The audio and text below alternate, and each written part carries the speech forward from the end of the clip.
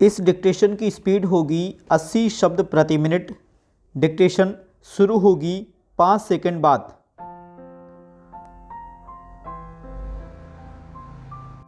Start. संसद में महिलाओं के लिए 1/3 सीटें आरक्षित करने संबंधी नारी शक्ति बंधन अधिनियम पिछले मानसून सत्र में पारित हो गया। हालांकि यह कानूनी प्रावधान अगले लोकसभा चुनाव से प्रभावी होगा, पर लंबे समय से रुकी पड़ी इस मांग के पूरा हो जाने से इसलिए महिलाओं में उत्साह है कि राजनीति में उनकी उपस्थिति बढ़ेगी और वे व्यवस्था संबंधी महत्वपूर्ण निर्णयों में सहभागिता कर सकेंगी। मगर महिलाओं को लेकर खुद राजनेताओं में जैसा संकुचित दृष्टिकोण देखा जाता है, उससे संदेह होता है कि उन्हें वास्तव में कितनी शक्ति और कितना सम्मान मिल पाएगा। चुनावी गहमागहमी में राजनेता अक्सर प्रतिद्वंदी नेताओं पर व्यक्तिगत टिप्पणी करने से भी परहेज नहीं करते। वे भूल जाते हैं कि किसी महिला के बारे में अशोभन टिप्पणी करने से बचना चाहिए। ममता बनर्जी, हेमा मालिनी और कंगना रनौत पर की गई टिप्पणियां इसका ताज़ा उदाहरण हैं। इसके पहले भी कई चुनाव अभियानों के दौरान विभिन्न पार्टियों के जिम्मेदार माने जाने वाले नेताओं की तरफ से प्रतिद्वंदी पार्टी की महिला उम्मीदवारों और नेताओं पर की गई आपत्तिजनक टिप्पणियों और लहजों को याद किया जा सकता है।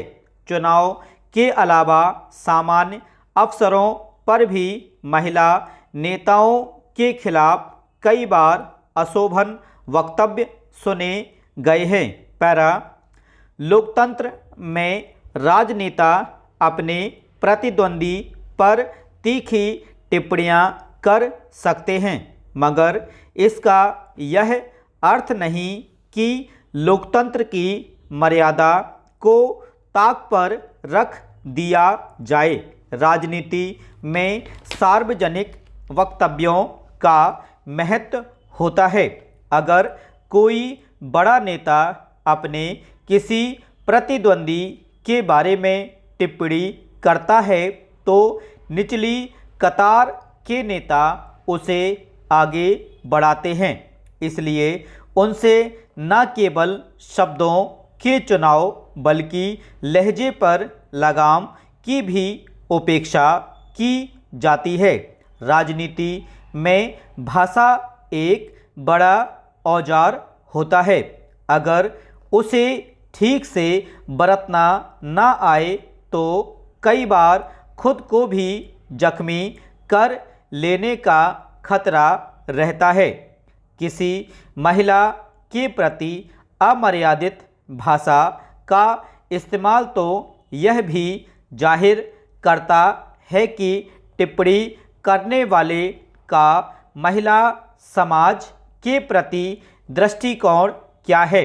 संसद में महिला आरक्षण को लेकर चली बहसों के समय भी कुछ टिप्पणियों की गूंज आज तक इसलिए बनी हुई है कि उनसे पूरे महिला समाज के सम्मान पर प्रश्न चिन्ह लगा था। पैरा।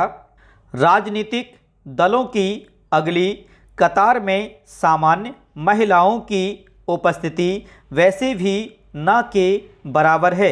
ऐसे में महिलाओं के प्रति दुराग्रहपूर्ण टिप्पणियां इस विडंबना को और गहरा करती हैं।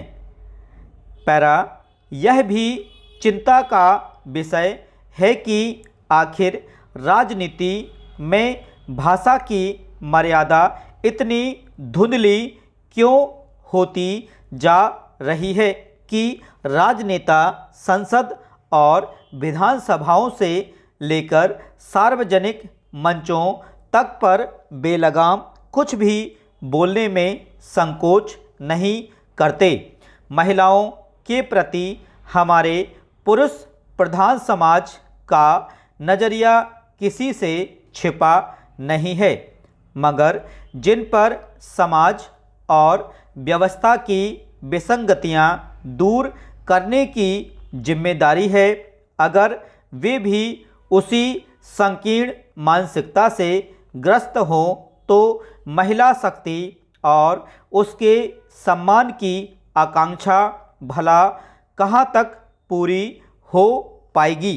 शीर्ष नेतृत्व की संकीर्णता और दुराग्रह छनकर नीचे तक पहुँचते हैं।